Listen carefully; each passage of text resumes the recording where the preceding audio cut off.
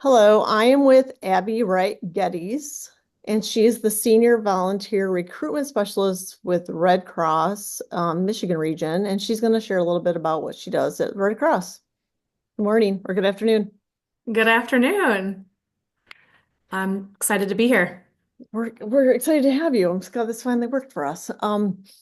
What are some of the needs that the Red Cross needs this time of year in particular? Uh, well, around the holidays, we usually see, excuse me, we usually see blood donation dip.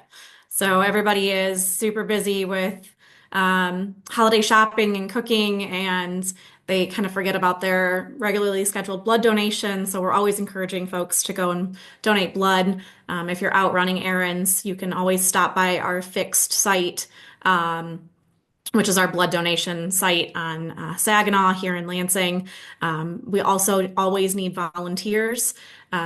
We need blood donor ambassadors, which are folks that help us out at our blood drives, just helping to check people in. Super easy job. When you're not actively checking people in, you can scroll TikTok, you can read a book. Super chill. And our disaster action team members are desperately needed around the holidays. We respond to a lot of home fires here in Michigan, and home fires go up during the cold months due to the running of the heaters, the room heaters. Oh, So those tend to happen a lot more during the cold months. So we need disaster action team members during the holidays. excellent. We're happy to share that. And we also put that in a recent blog that we shared about the hurricanes down south, and then we'll add a link to your Meet a Mom feature as well. Speaking of blood donations, what if someone's a little bit scared or a little fearful of it? What are some suggestions that you would offer up to encourage them to give it a try? Yeah.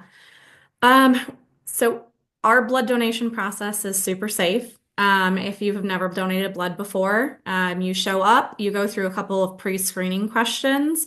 One will be a prick of the finger to make sure that you have the iron levels needed to donate blood, to make sure that after you are done donating, you're not going to be super lightheaded. We want to avoid anybody passing out ahead of time.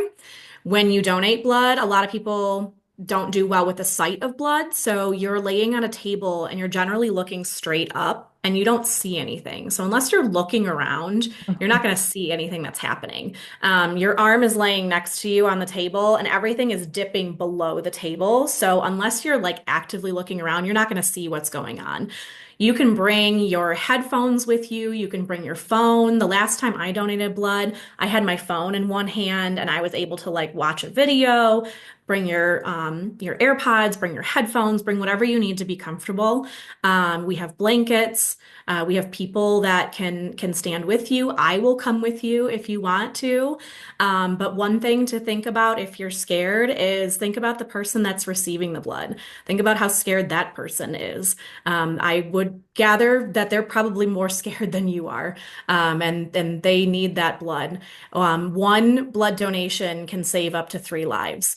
One cool thing that we do offer is our Red Cross Blood Donor app. Once you donate for the first time, you can sign up on our app and you can see the journey of your blood. So it goes to a lab, typically in the Lansing area. It goes actually to my office in Lansing when I am in the office. And it's processed there. And then once an order comes in for your blood, you get to see where it goes. So it gets shipped out. The priority, of course, is here in Michigan. And then once we get orders, once the orders are fulfilled here in Michigan and it's reaching the end of its shelf life, we do fulfill orders outside of the Michigan region. So the blood could be shipped. And my husband's just went to Indiana recently.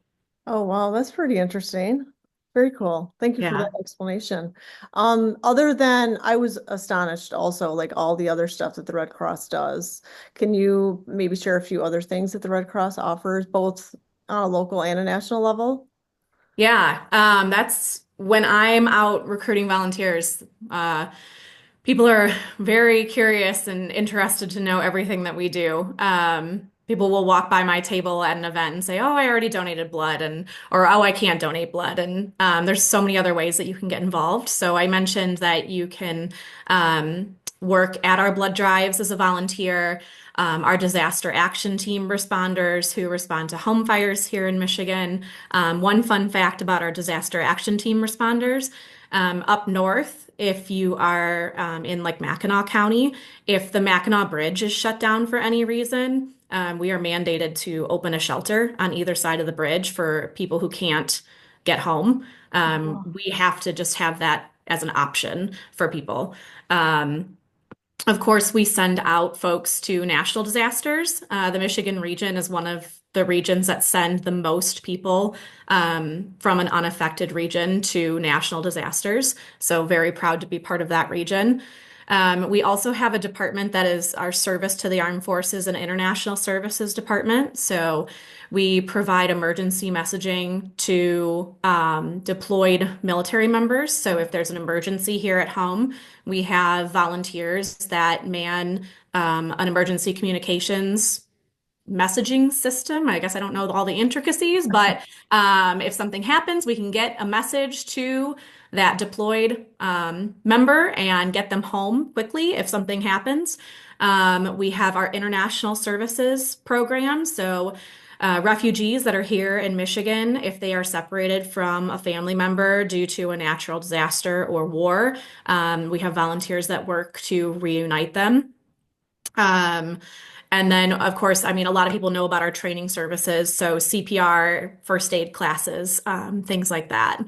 oh, wow. That's amazing. I'm gonna have to make a list of that and put that on our website as well. A lot. Well, thanks for sharing that. Um, Now, how old are your boys? Orson just turned 3 in October, and Jack is 4.